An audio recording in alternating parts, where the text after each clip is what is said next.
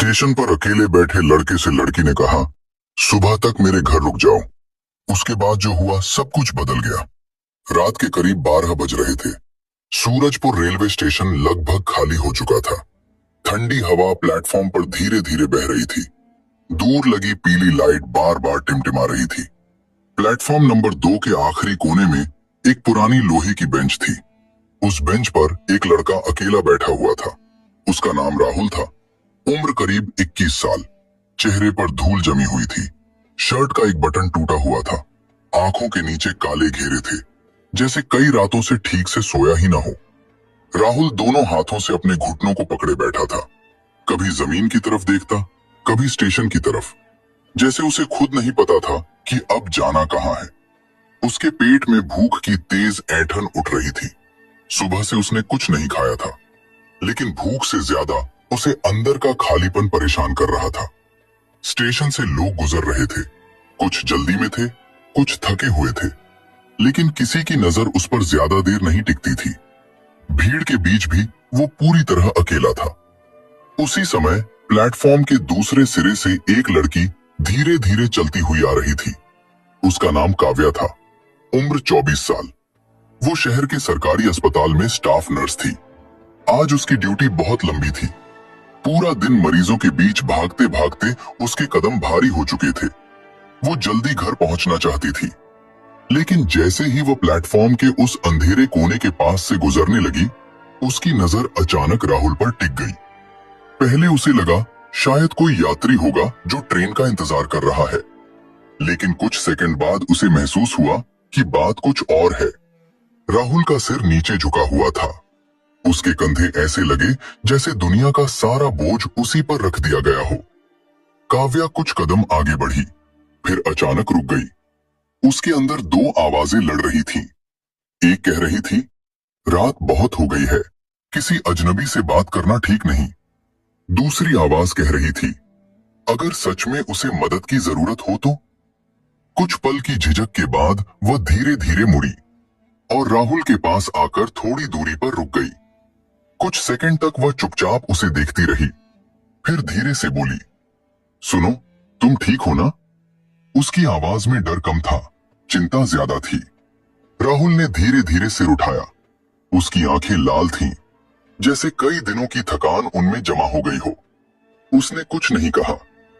काव्या ने अपने बैग से पानी की बोतल निकाली और उसकी तरफ बढ़ा दी। पानी पी लो। राहुल ने बोतल को देखा, फिर काव्या के चेहरे को देखा।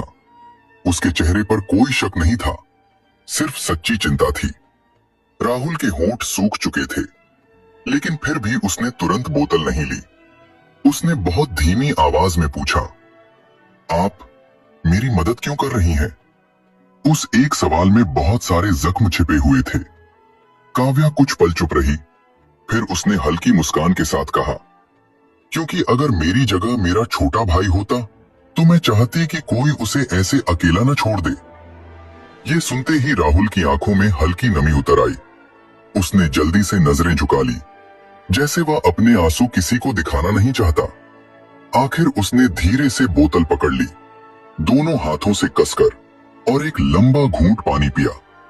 पानी उसके गले से नीचे उतरता गया और उसके चेहरे की जकड़न थोड़ी ढीली पड़ने लगी। काव्या ने धीरे से पूछा, तुम्हारा नाम क्या है? राहुल। घर कहाँ है? कुछ पल की खामोशी के बाद राहुल बोला, अब कहीं नहीं। उसकी आवाज में ऐसा खालीपन था जैसे किसी ने उसके नाम के साथ उसका घर भी छीन लिया हो। काव्या ने गहरी सांस ली। उसे महसूस हो गया था कि यह लड़का सिर्फ थका हुआ नहीं है, यह जिंदगी से हार कर यहां बैठा है। कुछ सेकंड सोचने के बाद उसने कहा, देखो, रात बहुत हो चुकी है, ऐसे स्टेशन पर बैठे रहना ठीक नहीं। अगर तुम चाहो तो आज रात मेरे घर रुक सकते हो। सुबह होते ही जहां जाना हो चले जाना।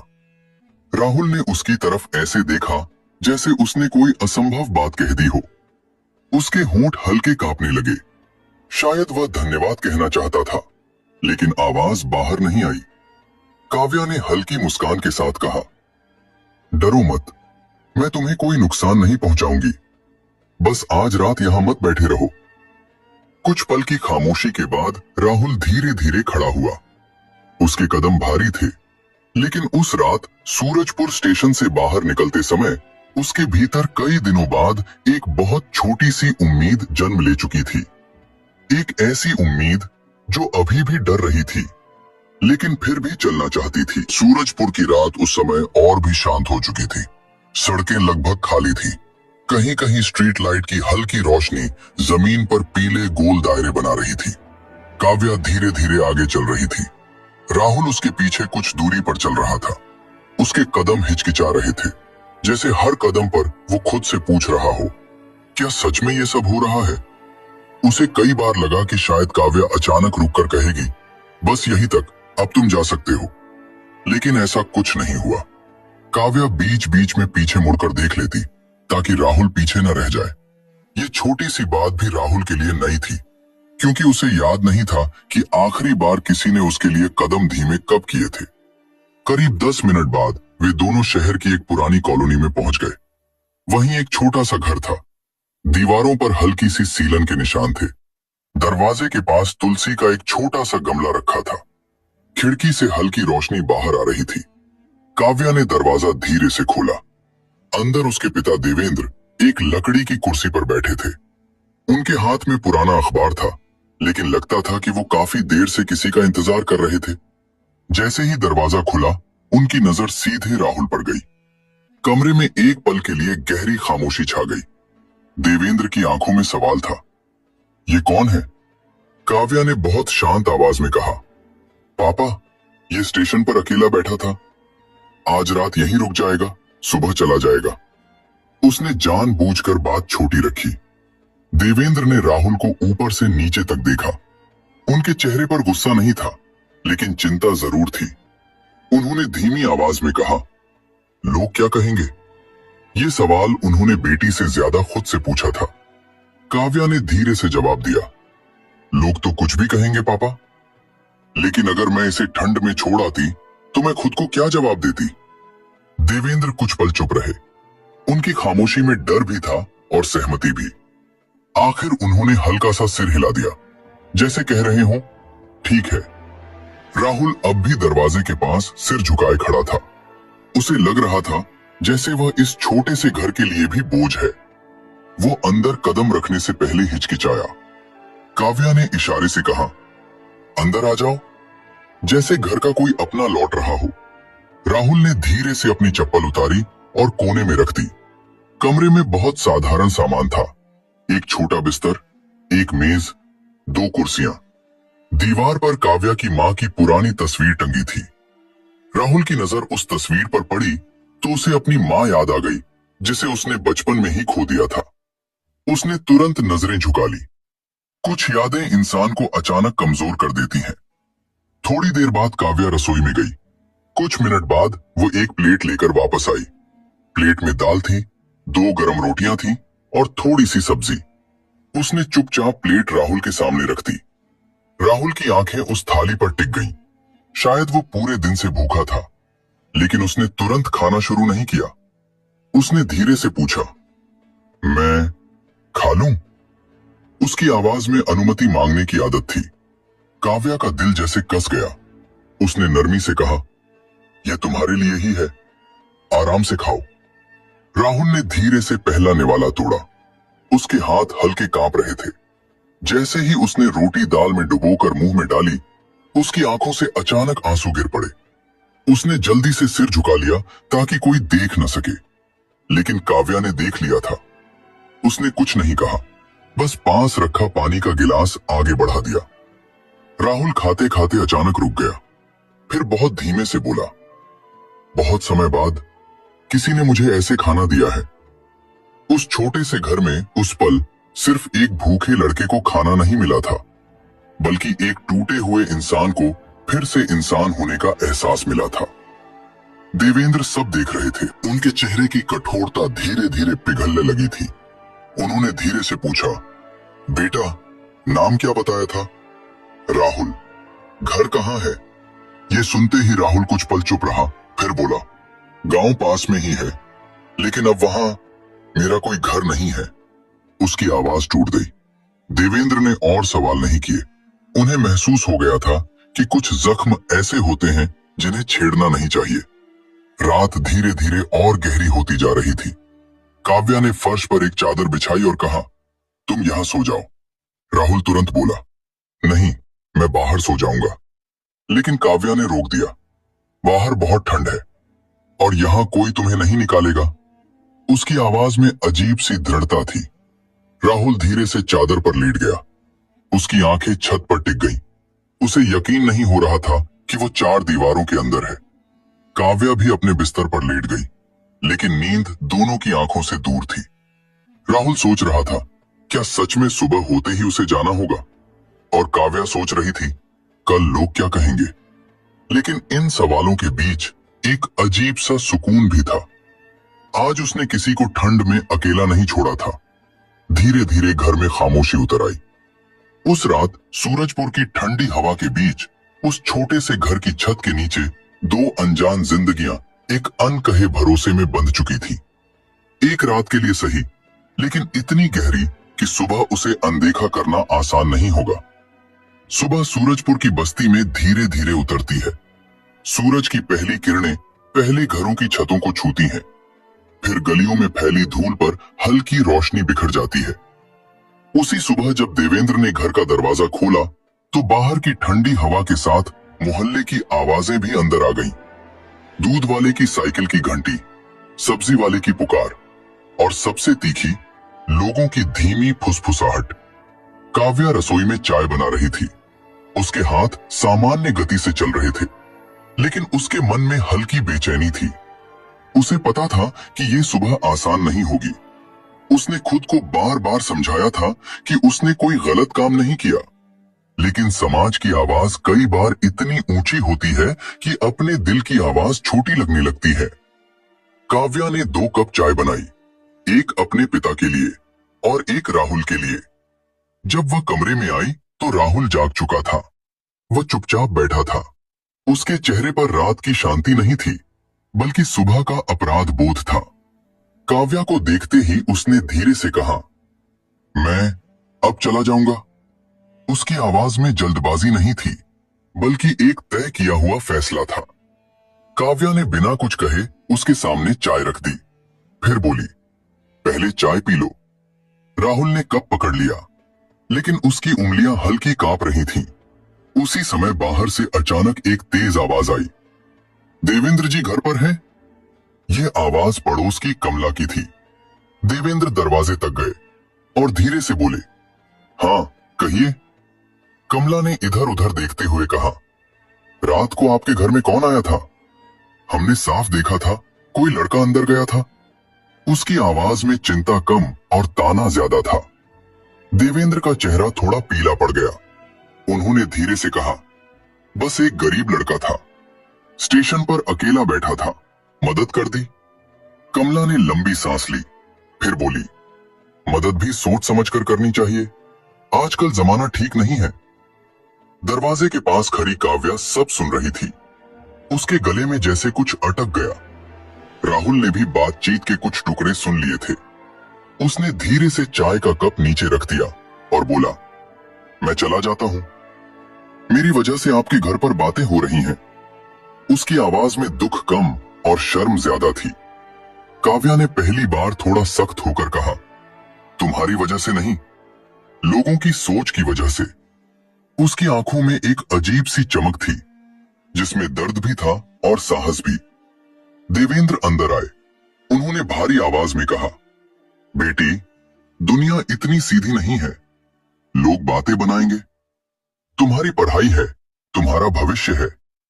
उनकी आवाज कांप रही थी, क्योंकि वह बेटी पर शक नहीं करते थे, लेकिन समाज की उंगलियों से डरते थे।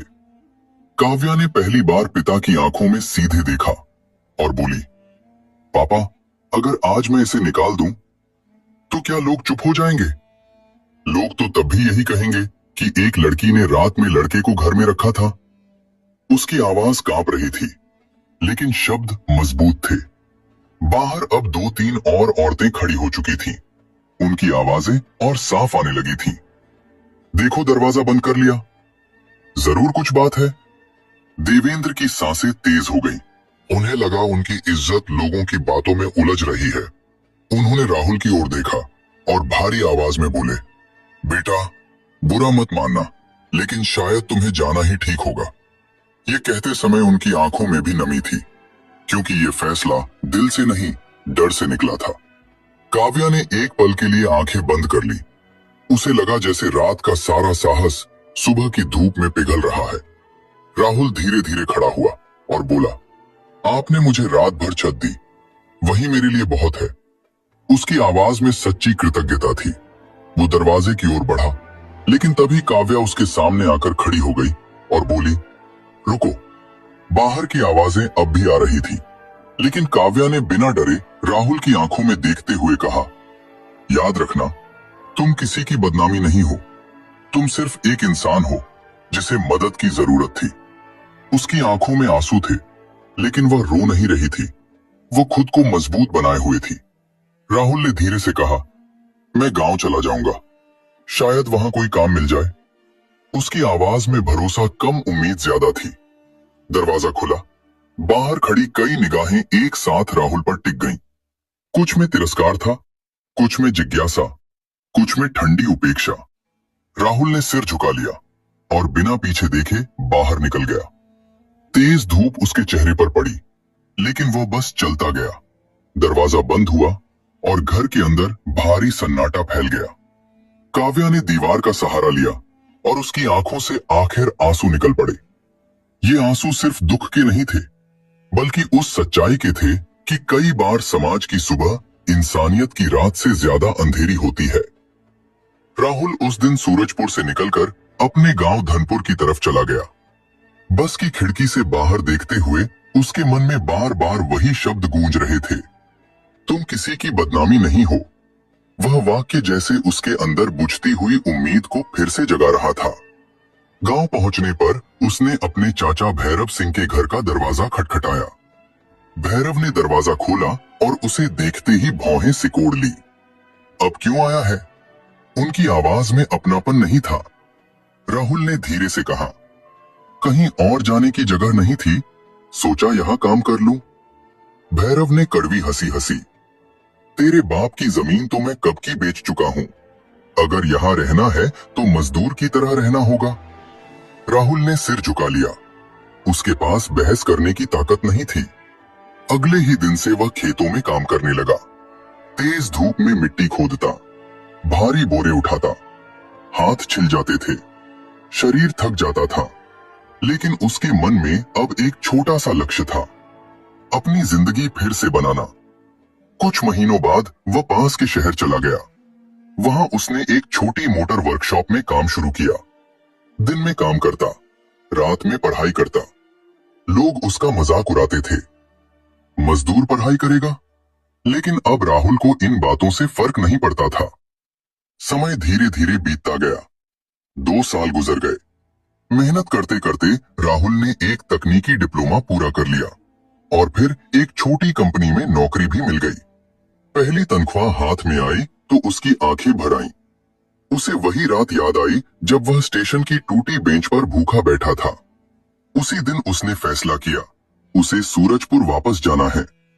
किसी को जवाब देने के लिए नहीं, बस खुद को साबित करने के लिए। जब वह सूरजपुर पहुंचा तो सब कुछ पहले जैसा लगा। वही गलियां, वही छोटी बस्ती।